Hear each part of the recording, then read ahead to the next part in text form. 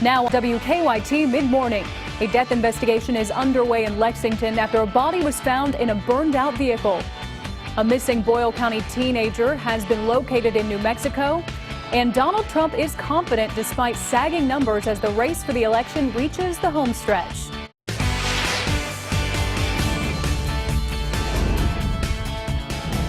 This is WKYT Mid-Morning. Happy Labor Day, and thank you so much for joining us here on WKYT. I'm Andrea Walker. Bill and Barbara have the day off. We are coming off some amazing weekend weather, and we've got another nice day on tap for your Labor Day, just a little steamier across the bluegrass. Meteorologist Micah Harris has an update for you.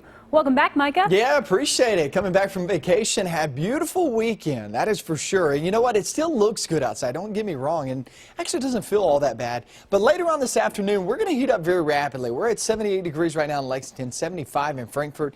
Jackson, London, you guys will finish off in the upper 80s, and then some of us will finish off there in the lower 90s. So we'll call it an even 90 degrees with that steamy holiday in store. Focus of the forecast is that heat cranking up the next few days. There's really no good rain chance anytime soon. I'm going to show you when that rain does move on in your 7-day in just about 10 minutes. Thank you, Micah. And we are tracking breaking news at this hour. Lexington police are investigating a shooting at this hour in a hotel parking lot. A man was shot just a little before 9:30 at the Microtel on Buena Vista Road. You are looking at a live picture of the scene. Now, a lot of police have been in that parking lot for the past half hour. For now, they're not releasing any details on the shooting suspect or victim. We do have a reporter on the scene, and we'll bring you more on WKYT News at noon. We're tracking an ongoing death investigation in Lexington. Police say they discovered a body following a vehicle fire at the intersection of Red Road and Elkchester Road off Old Frankfort Pike near the Woodford-Fayette County line. When they got there, the car was on fire. Once the fire was put out, they found the body in the back seat. Police worked the scene until after 2 in the morning and say forensics are still being processed on the car.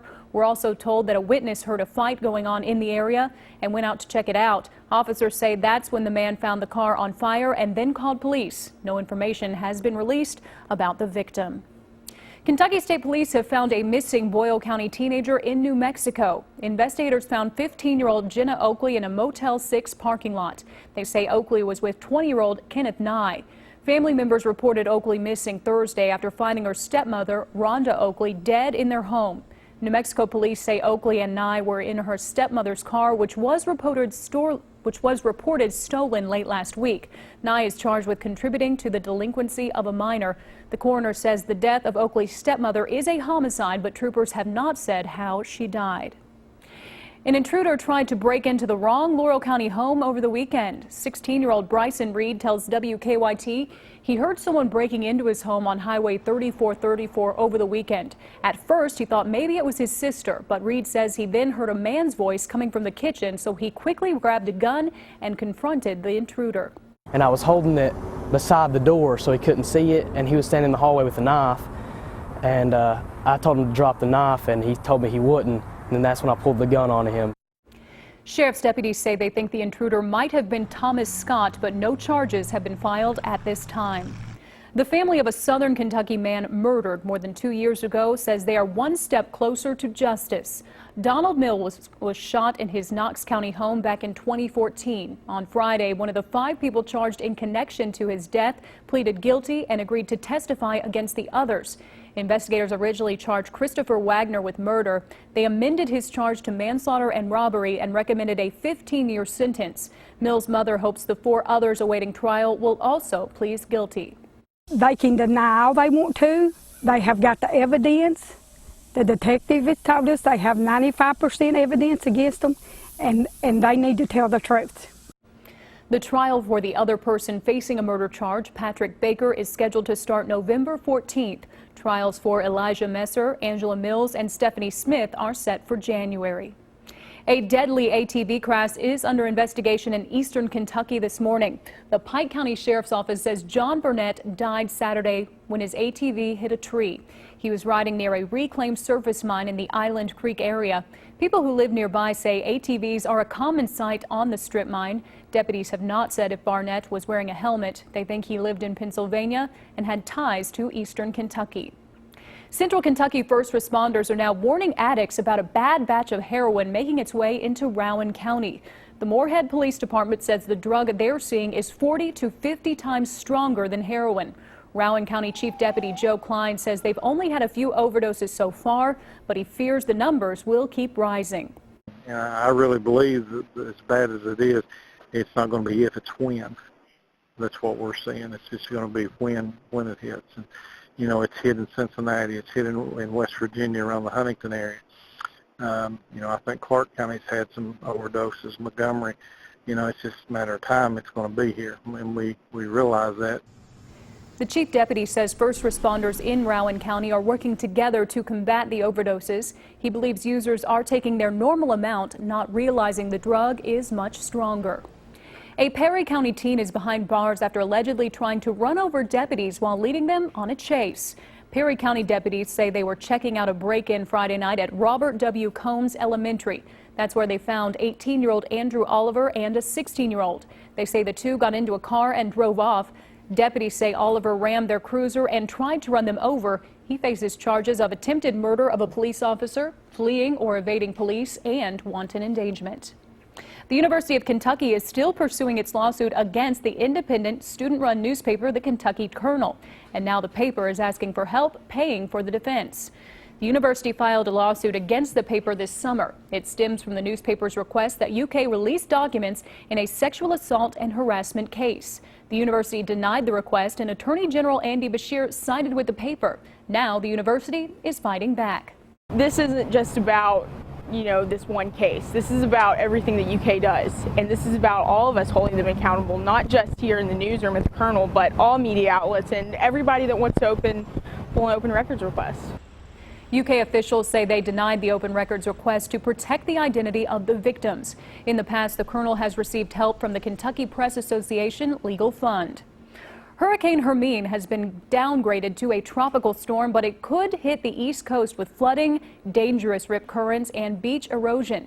Beaches across the Northeast remain closed today amid concerns Hermine could regain strength and whip up life-threatening riptides and flooding. Authorities in parts of Connecticut say they're prepared to open shelters if necessary. New Jersey Governor Chris Christie has declared a state of emergency in several counties. A new CBS News poll shows Donald Trump trailing Hillary Clinton as the race for the White House enters the home stretch. Marley Hall has the latest on campaign 2016. The latest CBS News Battleground Tracker poll shows Hillary Clinton leads Donald Trump 45 to 37% in Pennsylvania. But Trump's campaign says he can still win without the state in November. We're taking Pennsylvania very seriously. We have several different paths to victory. In North Carolina, our poll has Clinton ahead of Trump by 4 points. And the Democratic presidential nominee also leads Trump by 2 points in the 13 most competitive states, including Arizona. Trump gave a major immigration speech there last week after visiting Mexico. They don't know it yet, but they're going to pay for the war. Arizona Senator Jeff Flake has refused to endorse Trump and rebuked Trump's hardline policy on illegal immigrants. That's not clear at all. Some people, as he said it was hardening. Some said softening. I say it was just confusing. Voters are still concerned with Clinton's explanation about why she used a private server while she was Secretary of State. 46% say the answers are getting less believable. She said, look, by using one device, I made a mistake. I apologize for it. I've learned something and I wouldn't do it again. Marley Hall, CBS News, New York. Our CBS News poll found more than 60% of voters feel both candidates' outreach to minority groups is based on their need for votes and not genuine concern. Fans of the late Gene Wilder can catch one of the actor's most popular movies this week. Movie Tavern at Brandon Crossing in Jessamine County will show the 1971 version of Willy Wonka and the Chocolate Factory on Wednesday and Thursday. The theater will show the movie at 7:30 p.m. both days, and tickets are just $5. Wilder died last week due to complications from Alzheimer's disease. And a reminder, with the Labor Day holiday, the city of Lexington is changing its trash pickup schedule this week. There will be no collection today. People who normally have their trash pickup today will be serviced on Wednesday. Curbside collection changes this week will impact only those who normally have service on Mondays.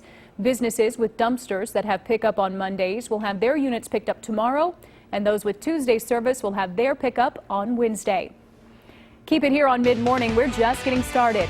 Still to come, more great news if you're a fan of giant pandas. Congratulations are in order. And one of TV's best-known heroes is returning to the small screen. It's all about the temperatures the next couple of days with no real rain chance in the forecast. I'll show you when rain moves on in and the rest of your holiday forecast. It's coming up next. Now, your zone-by-zone forecast with meteorologist Micah Harris.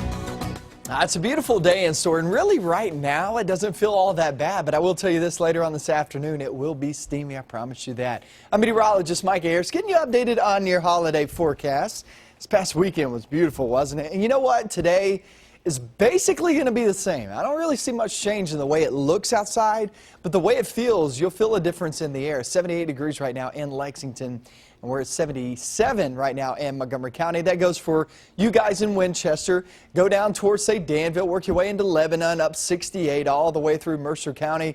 Holding on to South Vice and Harrodsburg, looking good this morning. Back toward the east, Wolfe County, Lee, Estill, and Powell County look just fine across the Mountain Parkway. If you're trying to knock out some plans today, maybe grilling out, I would say do it in noontime, because noontime for the families, the friends, noontime's not going to be that warm. Noontime actually feels all right. We'll be in the low to mid 80s.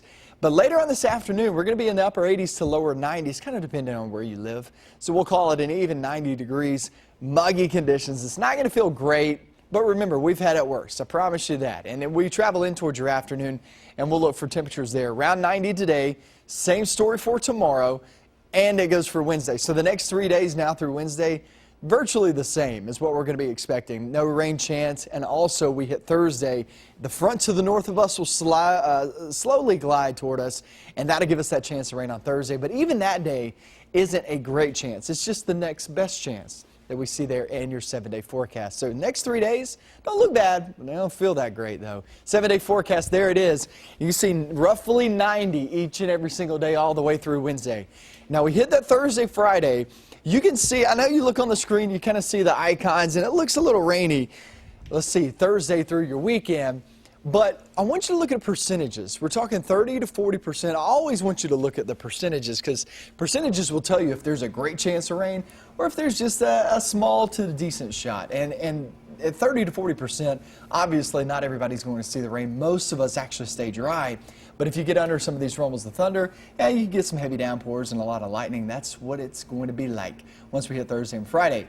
High school football, I don't see much of an effect right now. We'll see how that turns out if that front speeds up. But as of right now, the actual front rolls through on Saturday. That'll give us the better opportunity to see some rain. As of right now, it still doesn't look that great of a chance because there's just not a lot of moisture at that time. But for the most part, yeah, it's not a bad forecast. Yeah, it looks worse than it is. It really does. Yes, I'm with you on that. Right. All right, thank you, Micah. The Atlanta Zoo is proud to announce the birth of panda twins again. Lun Lun, the giant panda, gave birth to 2 tiny cubs over the weekend. The 2 were born less than an hour apart. The vet teams are using the same cub swapping method that worked well with Lun Lun's first set of twins. The cubs are rotated so that each receives maternal care and nutrition from Mama Panda. The latest update says Lun Lun and her cubs are doing very well. So tiny, so sweet. Disney's latest release flops in theaters and a sneak peek at the CBS fall lineup. Danielle Nottingham has your eye on entertainment. When I first saw you, I felt like I knew you. Disney's The Light Between Oceans was no match for Don't Breathe at the box office. Who's there? Okay, man, just chill, alright? The horror thriller dominated for the second week in a row, taking in $15.7 million in sales. The Light Between Oceans made a modest $5 million. I'm Dr. Jason Bull. It's time we had a talk. Michael Weatherly stars as Dr. Jason Bull in the new CBS series Bull.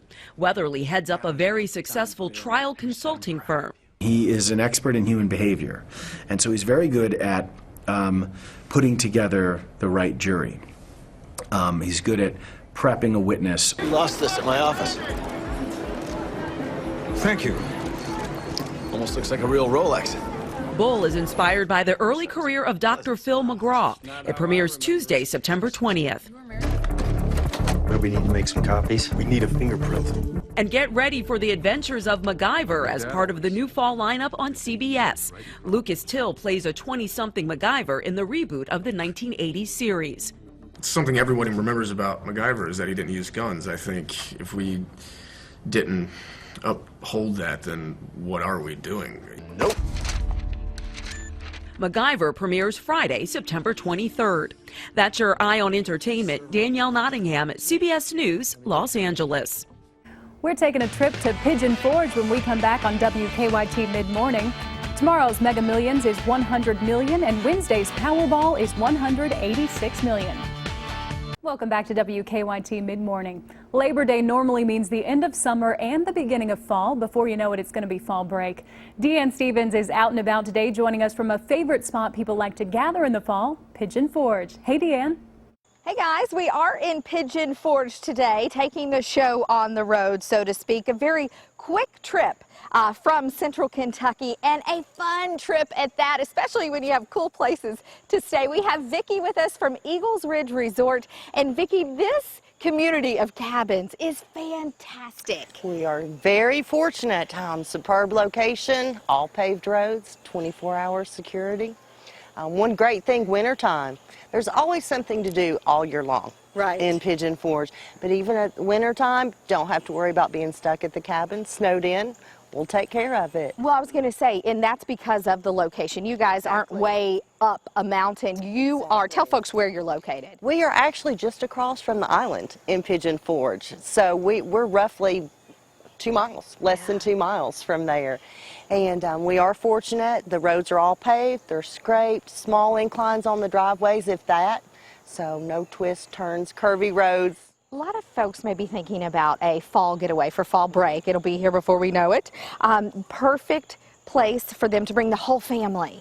Exactly, yes. We can accommodate everyone from 1 bedrooms, the small couples, all the way up to the 9 bedrooms and the big family reunions. And spread those kids out, right? That's right. And That's listen, right. some of the cabins are so cool to see because they have game rooms, they have movie theaters, they have pool tables. Yes, we have jacuzzis, hot tubs.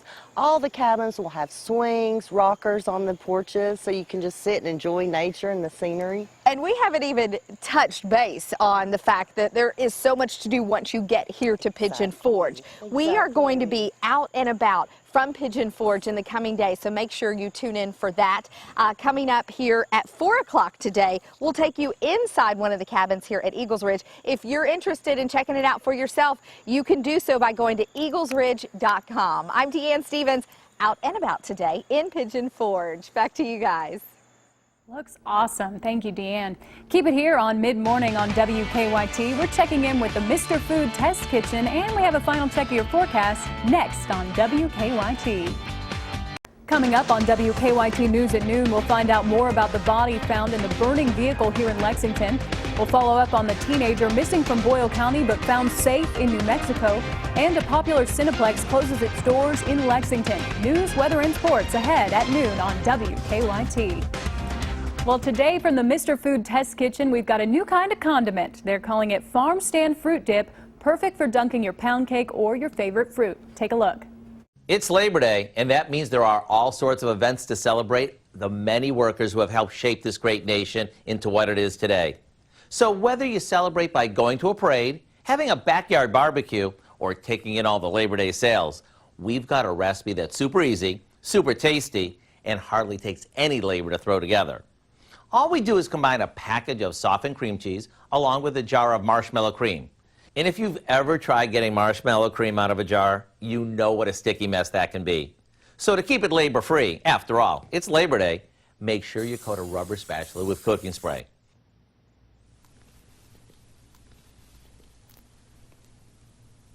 Okay, once that's mixed, we'll add in some flavoring.